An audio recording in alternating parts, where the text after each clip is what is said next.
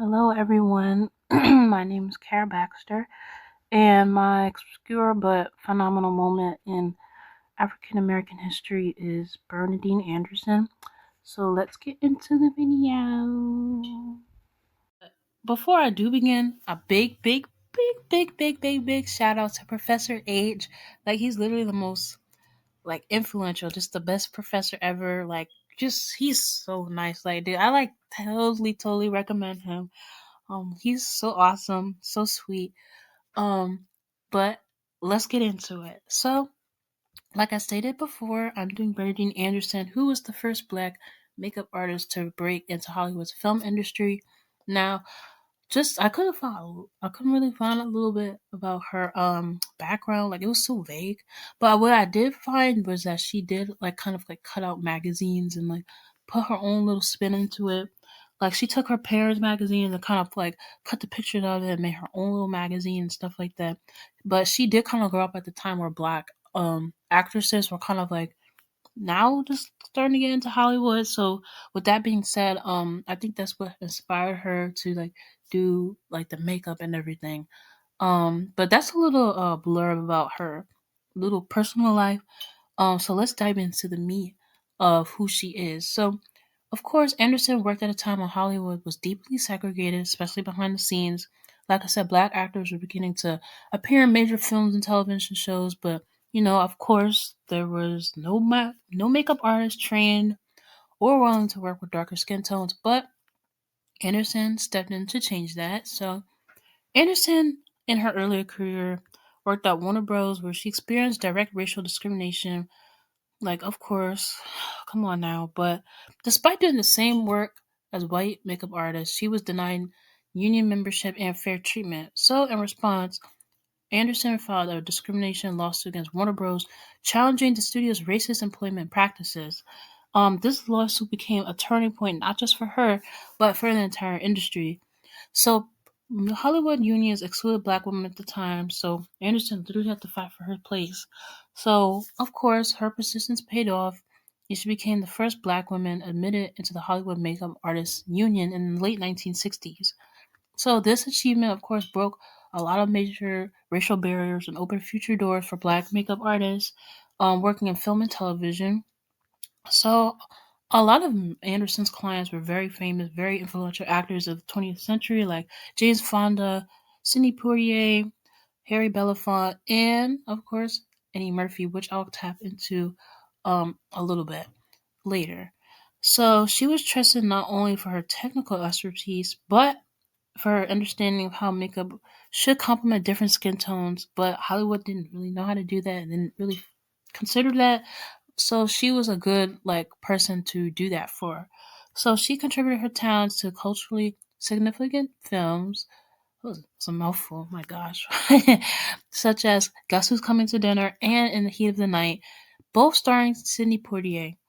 And her work ensured that black artists and actors were presented with dignity and authenticity during the civil rights era, which at a time when representation on screen carried enormous weight. So Bernadine Anderson's influence extended well beyond the 1960s and 70s. But in the 1990s, she continued working in film and television while also mentoring and advocating for younger black makeup artists entering the industry.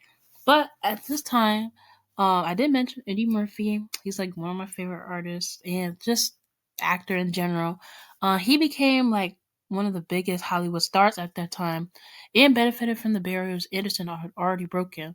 So her earlier activism helped make it possible for black performers to accept professional and culturally competent makeup artists on major productions. But beyond makeup, Anderson's impact was both political and cultural.